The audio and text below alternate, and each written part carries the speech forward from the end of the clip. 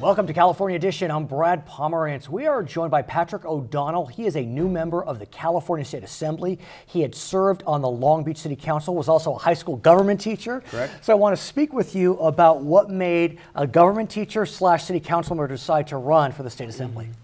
Well, I was brought up in a family that I was taught to leave the world better than you found it. Fair enough. When we go camping, it was always Right. leave the campsite cleaner than you found it. We'll also leave the world better than you found Right. it. So thus my mission began about 10.5 years ago when I was elected to City Council. And as I ran through City Council for the last, 10.5 years, I saw that, I have some experiences that I think are applicable and can be useful at the state level. We've been through tough budget times. I'm a teacher. Education is very important to me. It's important to our state and our economy as well. I have to ask you, not about your fellow council members and what they think about your win, but your students. What do your students think about the fact that Mr. O'Donnell is going to Sacramento?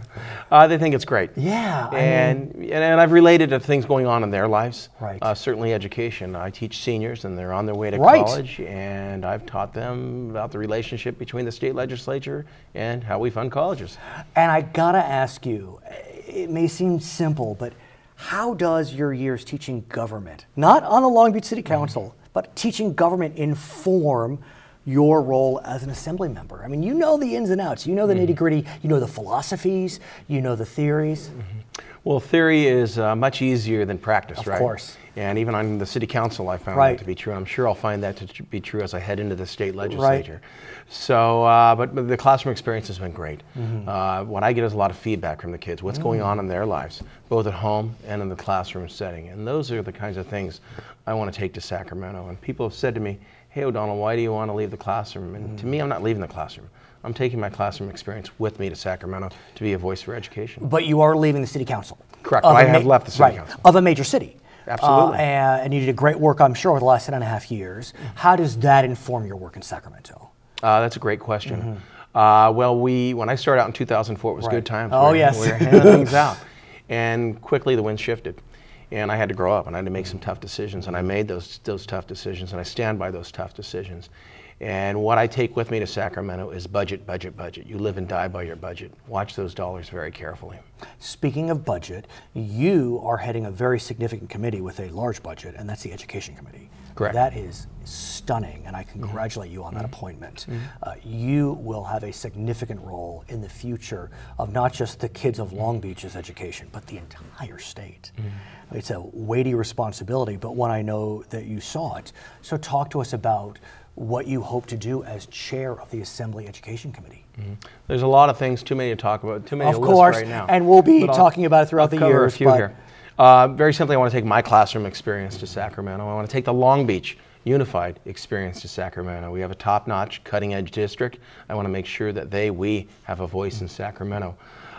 There's budget issues, there's funding. We're, 48th in funding in California with regard to our schools.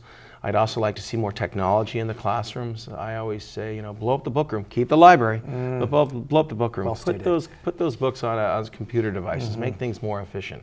I'd also like to see multiple paths to success, and by that I mean some more vocational educational opportunities be provided in our local school districts. It's hard to deny that those paths have been cut off lately.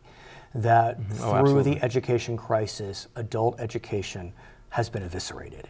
And there has been talk about shifting responsibility of adult education from the USDs, the high schools, to the community colleges. Whether that's the right move, I don't know. But what I can sense from you is that you'd like to kind of give a jump start to vocational ed / adult ed. Right. Right, where it should exactly land or be, I don't know at this time. It's something I'll certainly educate myself on. But it's not just about educating people, it's about the link to our economy.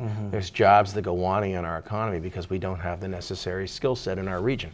And so what I seek to do is provide that skill set to our regional economy. There's one program in Long Beach that is seen as a model. And I want to know if you have the ability to take the model throughout the state, and that is what you know as the Long Beach Promise, which is the program whereby LBUSD, LBCC, and CSULB create a pathway. It's the paths that you're looking for, so that the transition from those institutions becomes seamless. Makes so much sense. But we're not seeing it statewide. Like, I would think we could. Is that something you can do as chair of education? Is that really something that has to be grown from the local arena?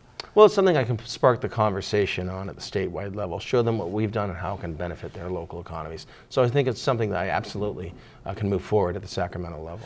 We're also looking at a situation right now where there's a lot of angst surrounding teachers and teacher tenure and teacher dismissal. And you're a teacher yourself. And so I really want to talk to you about where we go with that, those scenarios. We know, for example, there was a race for superintendent of public instruction. And it was really a race between kind of those that supported, one could argue, those that supported reform in teacher tenure and those that did not. Where do we go with this issue? Forgetting the particulars, the optics of it, present challenges?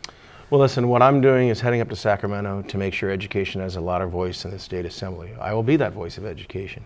And I'm sure I'll face a lot of issues, and one of them will be how we move our schools forward. And you can be sure I'll be very active on that issue.